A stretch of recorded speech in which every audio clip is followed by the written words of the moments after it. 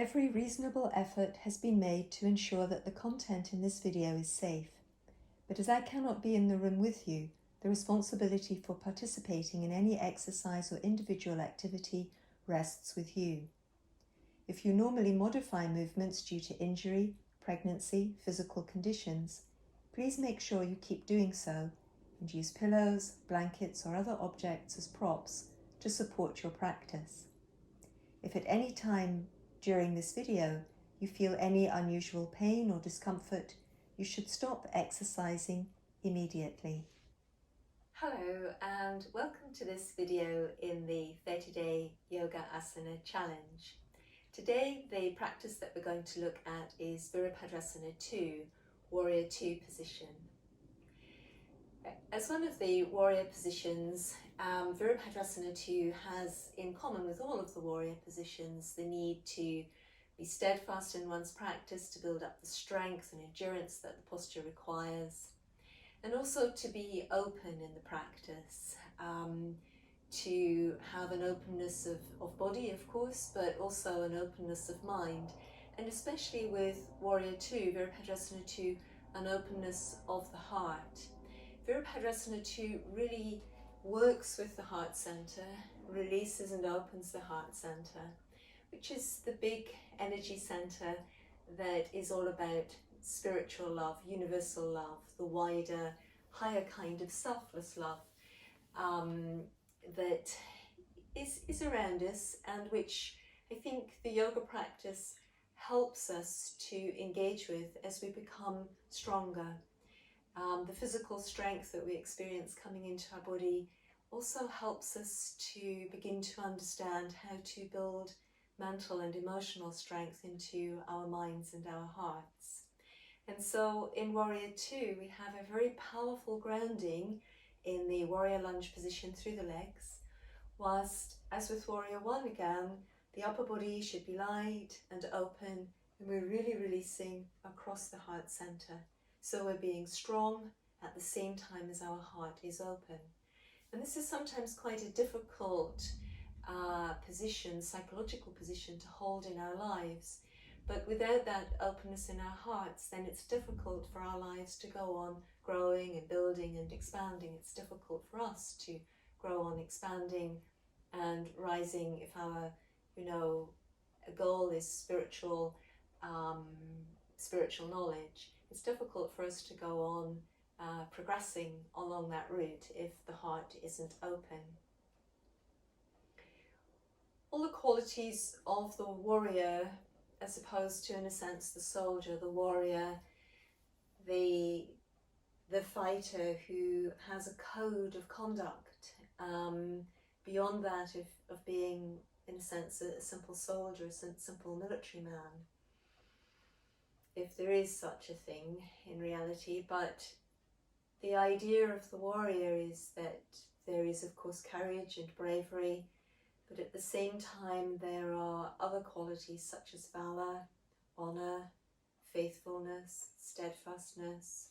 There's moderation, fairness, a sense of giving oneself up to the duty that is in hand. And I think that the openness that I was discussing in the Warrior II posture makes these qualities vivid, even if not consciously vivid, that they do start to emerge in the subconscious through the practice of Virabhadrasana II. And again, Virabhadrasana II has been a very powerful posture and a very powerful practice in my own yoga journey, helping me to become a lot more outgoing, helping me to stand firm at the same time as being able to be myself. So there is always this correlation with yoga postures between the physical practice and the inner practice, the inner emotional practice. Once again, we come back in Warrior II, Virabhadrasana II, to the need to be both strong and open, the stiram, sukham, asanam, strength, steadfastness, focus, and then the openness, the softness, the happiness. And then that sense of the asana being as if we're sitting, that we're so able to balance our energy in the posture that it's almost as though we're just as at ease as if we were sitting when we're in the Virabhadrasana II. So now on the way towards that state of balance in our Virabhadrasana II, there will be work and there may sometimes be struggle. Not too much struggle though. If the breath becomes irregular, if the body becomes really uncomfortable, we need to think about drawing away from the posture and relaxing a little bit, especially if we do have high blood pressure or heart condition. And again, it's not a posture to become overtaxed in during pregnancy. Just keep it moderate, as always. So now today, to prepare for the warrior, we're going to start lying on the mat and opening the hips a little bit. I've got a cushion or pillow or even a blanket rolled up to help support the leg in the strong hip opening stretch. And ideally, if you have a yoga strap, that should help, or otherwise a scarf or any long piece of fabric that you can wrap over your foot that will let you reach along the length of the leg to support your foot. So let's come down onto the mat. We're going to roll down through the spine all the way through to the floor. And to begin with, let's just connect with our spines here, letting the hips lift up and then balancing the weight of the pelvis, right side, left side, back to the mat. Let's lift the ribs up and stretch the waist out of the hips and balancing the ribs out against the mat, right side, left side. Let's support the head with the hands and let the neck lengthen from between the shoulder blades through to the crown of the head. And 2 or 3 rounds of the breath here, just simply allowing the spine to soften. Let all the little spinal processes on the back of the spine relax and soften towards the tailbone. Just think about the legs being easy in the hip joints, soles of the feet relaxed. As the spine relaxes on the exhalations, thinking about the back of the shoulders, the back of the ribs, the waist, the hips, all just letting go into the contact with the mat beneath you. And then we're going to let the legs come up and towards us, fastening in underneath the backs of the knees. And with the exhalation, of this first exhalation, we're going to let the thighs sink towards the abdomen. And then breathing in, letting the thighs release away from the abdomen. And then as you're ready with the exhalation, just allowing the legs to relax away from the hip joints towards the knees, out towards the sides. And then again, breathing in to bring the legs back into a parallel position. So it's the exhalation to hug the legs in and down towards the abdomen. The inhalation to release the knees away. The exhalation to relax across the back of the hips into the hip joints, into the inner thighs. Legs open out to the right and the left. And then breathing in, the legs come parallel again. So exhalation, hugging the legs in and down. Breathing in, releasing away. Exhalation, relaxing the legs out towards the sides. Inhalation, coming back to parallel. Exhalation, hugging the legs in and towards us. Inhalation, releasing the legs away. Exhalation, releasing the legs out towards the sides, opening the hip joints. Breathing in to come center. Let's take our last round here. Exhalation, hugging the legs in and down. Inhalation, opening the legs away. Exhalation, relaxing through the lower back into the hip joint, into the inner thighs, legs move outwards. And then again, breathing out to come back to the center. Let's just from this position continue to have a sense of the spine lengthening as we let the legs extend upwards and the arms reach backwards. That's the inhalation. And with the exhalation, relaxing your back into the mat, let it broaden into the mat, hug the legs in and down. And then once again, as you're ready, on the inhalation, rolling the tailbone into the mat, keeping the spine really stretched. As you reach up into the legs, reach back into the arms. And once again, on the exhalation, closing in. Let's work that through just twice more. See if you can feel your spine lengthening at the heart of the movement before the legs get too strong, before the arms go back too far. And just keep monitoring the spine at the center of the position. Exhaling to return. And then once again, as we're ready, last one of these, it's Supta Virabhadrasana. And then again, folding back in. So it might help just to circle the hips on the mat, just holding the legs fast in the center, and then circling in the opposite direction, just releasing and relaxing. Then, having relaxed the legs a little bit, opened the hips a little bit, we're going to work into this much stronger hip opening practice, for which we need the cushion or the pillow or whatever it is that we've decided to use. And on the working leg side, we're just going to bring that support right in so that it's nestled in against the outside of the hip joint. And when we've done that, it might be that our waist has sort of concertinaed together a little bit. Let's lift the ribs up and stretch the waist, support the head with the hands and lengthen the neck back from between the shoulder blades. The other leg, we're just going to let it extend out on the floor in line with the hip joint. And then if you've got your piece of fabric or a scarf or indeed a yoga strap, with our working leg, the one that's got the pillow underneath the hip, we're going to just extend that leg upwards and fasten around the sole of the foot with the strap or our scarf. Now gradually this working leg is going to move over to the side, and in order to really open the inside of the leg, the muscles there and also the muscles around the hip joint, ideally whatever stretch we come into, we aim to sustain rather than swing in and out of a very strong stretch that we can't bear and then back up to the top.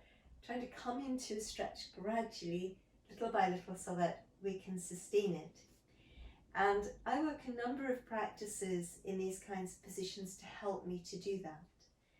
One is that with the supporting leg, the leg on the floor, I keep the inside of the leg in line with my spine, and I really push down through the length of that leg towards my heel. I flex my foot and push into the heel so I feel the base of my spine lengthening towards that lower heel. And at the same time, I let the rest of my spine lengthen in the opposite direction quite actively from the tailbone towards the crown, and I might need to lift my head and my shoulders to really get that stretch through my spine. And then I use the bandha, so a nice powerful hollowing in the lower abdomen and the navel pulling to the spine. And I breathe in to prepare, create a little bit of space here in my hip joint, and lengthen up towards this working leg heel. And then as I'm ready with the exhalation, I just gently let the leg soften to the side, just a little way.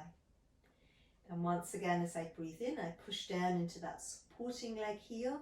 I lengthen my spine, I engage the bandha. I reach up towards the heel of my working leg, opening my hip joint just a little. And then as I breathe out, I continue to hollow in the abdomen to keep my opposite hip down as I let the leg move across into this opening position. So as I breathe in, again I push into the lower heel, I lengthen through my whole spine, I check that my lower abdomen is engaged. As I breathe out, my opposite hip sinks down into the mat, keep the abdomen really drawing down and back, and I let my working leg move off to the side. Now it could be that the working leg's not able to fully extend, that's fine, and that's when it's especially useful, I'd say, to have something to support you. And then often when people going to the side, they just let the leg come out with the knee directly pointing back. And what's usually easier is if at the start of the movement, when you've still got a little bit of space in the hip joint, if you rotate the leg, so rather than just starting with the knee facing you, if you at this point just rotate the leg a little and then start to come out. If you're very limber, you don't need to rotate the leg. But for a lot of people that enables a much better start into the movement. And as you're trying to find a little bit more space with each breath, again, even if you can keep your leg extended, as you breathe in, let the knee bend, lengthen up from the hip joint towards the knee, and as you breathe out, sink your opposite hip back, engage in your abdomen, and let the leg move away and towards the side. And we breathe in. Eventually, bring the leg back up to the top and just folding it in and relaxing and letting go there. So then we can give it a go on the other side as well. So just changing over so that you've got your pillow there on the inside of your hip, and then you can once again bring your leg up and supporting it. Now if you haven't got anything to hold on to, you can always instead use your hands. Sometimes people put the fingers around the toe. And I would say if you're doing that, aim to avoid too much arching in the back of the neck like this. Let the knee bend rather than compromise your spine, including the spine in the neck, perhaps especially including the spine in the neck. Or sometimes the other thing to do is just to support the leg with the hand, letting it come over towards the side. If you're very limber, you don't really necessarily need anything underneath the hip joint. You can always just bring the leg over without support. But if you're less sure, just make sure that you've got this in here to protect your joint. And then working with the support, thinking about coming into a position that you can sustain. So breathing in, pushing into that lower leg, lengthening your spine through tailbone to crown, a little bit of a bend in your working knee, and as you breathe out, especially sink the abdomen and let the leg go to the side. Breathing in and then breathing out, especially going over to the side. So I just work another couple of breaths here. This opposite hip staying down is quite key and crucial. If this hip lifts away, it's not really stretching the thigh on the other side, it's just lifting the hip away. So try to keep that hip down. And then once again, as you're ready, nice powerful engagement in the abdomen, either with an in-breath or an out-breath. Let the leg come back up to the top. Let's hug the leg in towards us, just relaxing there. And then we'll let that leg slide right away from us, rolling the legs inwards and outwards 2 or 3 times at the hip joints. Good. Well done. That's worked a little bit to release the pelvis, probably ideally just rolling onto the side, pressing up there, coming through towards a seated position initially, and then from seated we're going to come on up into standing, thinking about a little bit of work to prepare the upper body now more for the practice that we're engaging with. For this, we're going to work a version of Virabhadrasana, and into that we're also going to add an upper body twist. So just letting your heels sink downwards into the mat, balls of the feet down nice and firmly as well, letting your tailbone sink as if you had a little spotlight shining on your tailbone and it could shine through to between your heels, and let the crown of the head lift directly away from the tailbone. And then, as you're ready, on an inhalation, letting the arms float up and using the movement of the arms floating up to help you lengthen your spine. And then, as you're ready, again, we're just on these first couple of rounds, we're just going to relax the arms back down again to the sides. So we'll practice that once more as we're breathing in, letting each vertebra lift away from the one below. If you can release the spine before the weight of the arms climbs too high, that will be the most effective. And then again, with the exhalation, the arms coming back to the sides. So this next time we're going to add in an extra breath. So with our inhalation, the arms floating up. And then now, as you're ready with an exhalation, we're going to let the right arm release in front of us, the left arm release behind us a little way, and the spine twists in the upper body. Trying to aim to keep our left hip pressing forward, not moving backwards in the direction of the left arm.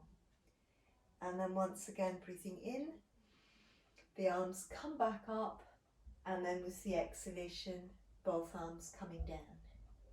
And then we'll do that to the other side now. So as we breathe in, spine lengthening, arms floating up. As we breathe out, we're going to let the left arm move down towards the front, the right arm move behind us, upper back spiral, with our right hip keep pressing forwards to hold the hips square. Inhalation to let the arms lift back up to untwist, and then exhalation to bring the arms back down. When you're in the twist and you're raising the arms again, it can sometimes feel quite hard work, but if you let your inhalation come in nice and powerfully, the strength of the diaphragm helps you to raise the arms. So breathe in, and then a moment later, as you're continuing to breathe in, let the arms begin to rise. So it's like this.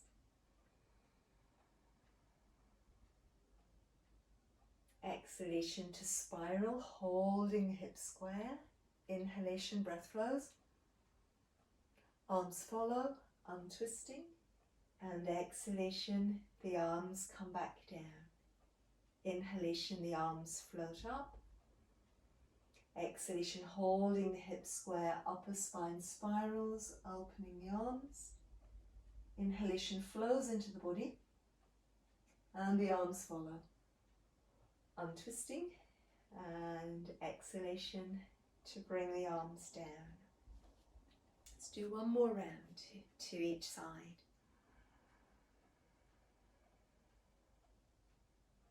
Spiraling back.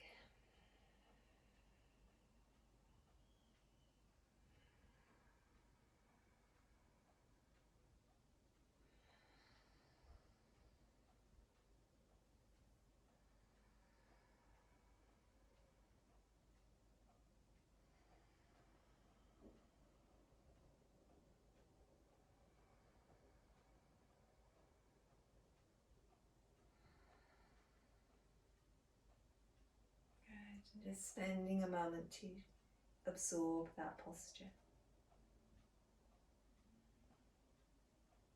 And then now I think we're ready to begin the practice of the Virabhadrasana II. And with that practice, the legs usually need to start quite wide. So we're just going to step them reasonably wide. Letting, again, the tailbone sink downwards, thinking back to that deep abdominal strength that we needed to use when we were lying on the back and opening the hips, and we pretty much need that again here as we're about to open our hips again. Having that sense of our spine really lengthening between the tailbone and the crown like we had in the last practice. So we're drawing up through the thigh muscles at the front and at the back. And then as we begin to think about going towards your right side for the practice, we're going to let your right leg turn inwards at the hip joint. So trying to wrap the thigh muscles around from the back to the side to the front. So you move from the hip, let the rotation transmit down the leg to the heel. And on the back foot, we're just going to angle the foot forwards a little bit. Roll the arch of the foot into the mat. Roll the outside edge of the foot into the mat. Press the base of the big toe down, the ball of the toe down, and lift through the arch of the back foot.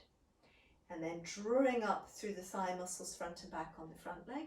From the inside leg, we're going to wrap around to the outside. So we're turning the leg out at the hip joint and let the movement transmit downwards. And on this foot, it's more of an even engagement with the mat, heel, ball of the foot down, pad of the little toe down. So we need to a little bit keep this left hip of yours moving back, left ribs and shoulders moving back so that you're in a twist. And the aim here as we come into the lunge is to open both thigh bones as evenly as we can away from the hip joints. Then as you're ready, with an inhalation and an exhalation, letting the arms open into the full posture. And sometimes there's a tendency to pull forward with that front arm. But remember, the posture is as much about the part of the posture you can't see as the part that you usually can. But there's also the possibility that instead of looking out over the front arm, you could instead look out over the back arm. And just as you do that, you may become aware of how your sense of your own balance changes a little bit, and how your sense of the space that the body occupies also might have changed a little bit. So breathing Let's once again, as we're ready, breathe in, reach up.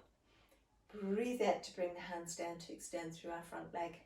Breathing in to turn the legs back into a parallel position, and exhale to let go. Let's give it a go on the other side as well. So this time going to be your left leg is the lead leg. So starting with the legs nice and long, pulling up through the thigh muscles, tailbone sinking down, lots of strength in the lower abdomen, navel pulling to the spine, and your spine really tall and stretched. So once again, this time the right leg, your right leg revolving inwards. So from the back of the leg to the outside of the leg to the front at the top, engaging, and let the movement transmit down the leg. So if this back foot, outside edge of the foot, rolls into the floor, then the arch lifts, ball of the foot stays down, and then as you're ready, breathing in, revolving from the top of the hip, from the inside of the leg to the front to the outside, turning out, and this whole foot comes down to the mat quite strongly. Centre of the heel, ball of the foot, pad of the little toe. So still staying quite strong through the leg muscles, going to aim to open both thigh bones evenly away from the hip joints. And again, sometimes you just have to shuffle your feet a little bit to help you get the right spacing. The front knee, ideally, that knee should be right above your front ankle.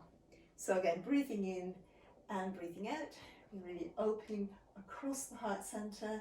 Let the arms lengthen from out of the collarbones towards your fingertips, keeping that back hip really drawing back and opening, keeping this shoulder drawing back and opening.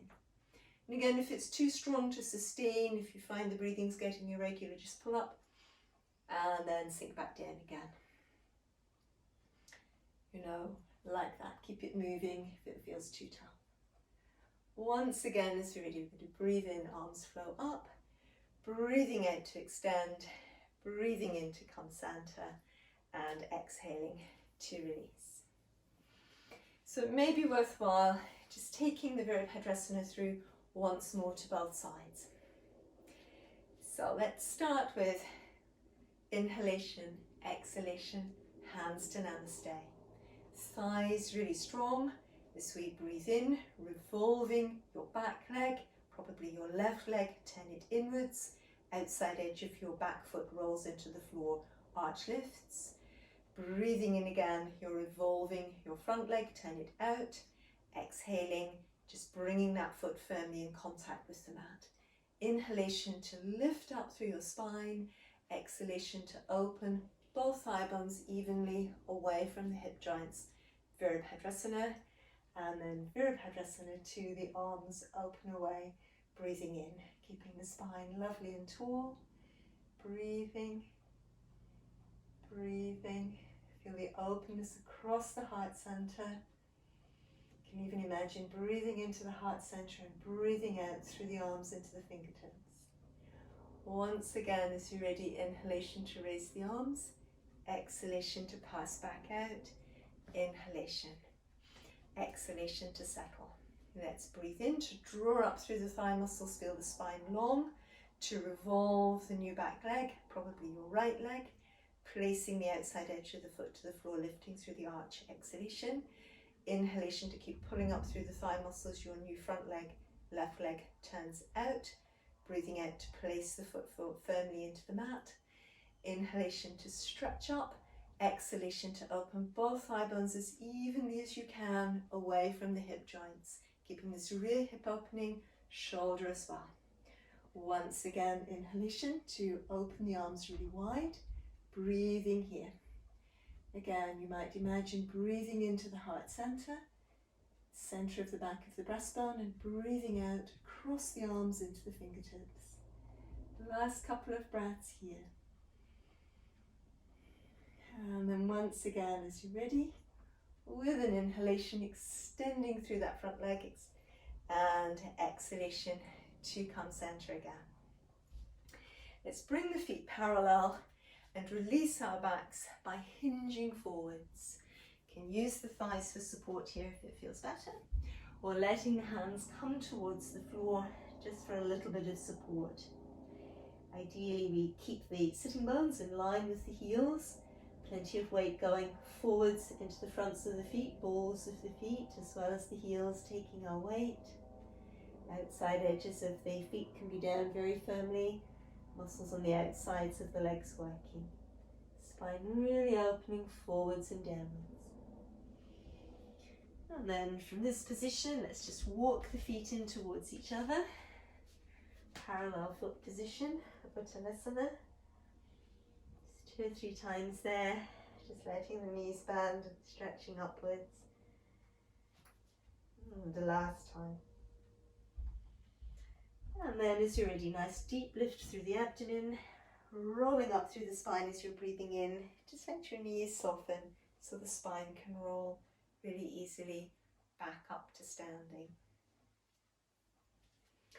Good, well done. That's taken us through Virabhadrasana II. It's quite a demanding posture, not quite as tough on the demands that it makes on the breathing, but all the same a challenging posture, but a very satisfying posture to practice. Let's just bring ourselves down and allowing the body to have a little bit of relaxation and ease at the end of that strong practice. Feeling that our spine's nicely spaced out on the mat again and that the spine is able to relax. And let's just flow in and out of Supta Baddha Konasana a few times. So we let the inhalation raise the arms to upright. And with the exhalation, let the soles of the feet come together, knees move out towards the sides. Breathing in again, going to let the arms travel back. Breathing out, just relaxing into the mat. Breathing in again, just energizing the whole posture, freeing the spine. With the exhalation, letting the arms come back to the sides, legs come back to the center, arms relaxing back into the mat. So breathe in to let the arms lift to upright. Breathing out to let the soles of the feet come together, the knees move out towards the sides. Breathing in again to let the arms release back, creating lots of space between your ribs with the inhalation. Exhalation just to relax into the posture here. Inhalation to energize the posture. And once again, your exhalation to bring the arms back through to the sides, to let the legs come back into a parallel position. And the last time, we're going to breathe in to let the arms lift to upright. Exhalation to let the hips open and the legs move out towards the sides. Inhalation to release the arms back, creating space through the upper spine. Breathing out to let go into the posture, really relax into it, connect with the earth beneath the body. Breathing in to energize within the posture. And breathing out to let the arms come back and towards the sides, legs coming back in and towards the center. Allowing the spine to really relax into the mat here. Allowing the elbows and the backs of the hands to roll outwards. Let the knees stay bent, or legs may feel comfortable to extend and to roll outwards.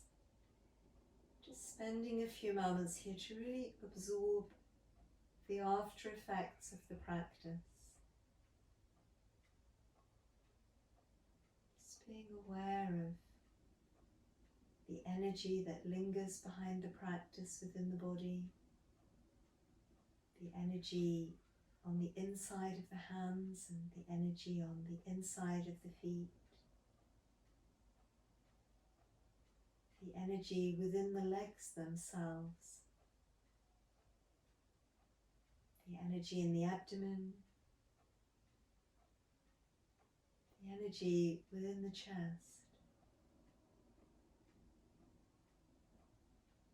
any energy that there may be in the region of the spine at present. Quality of the energy of the breath, the quality of the energy within the mind. And again here, imagining for a few breaths that it's possible to breathe in through the heart center, to breathe into the center of the chest directly behind the middle of the breastbone. And again, with the exhalations, each time just breathing out through the heart center. Allowing the energy that comes into the body to really fill the heart center. Again, as the body releases energy back out again in the breath, just allowing that energy to flow from the heart center.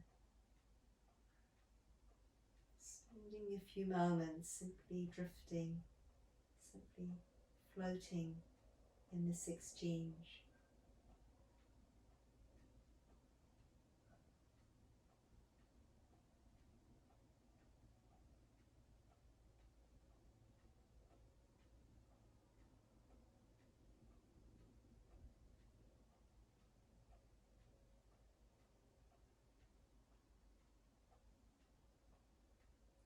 And then the end of the next round of the breath, allowing the mind to move out again all through that length and breadth and depth of space that is the physical body. Feeling that the awareness is grounded within the physical body.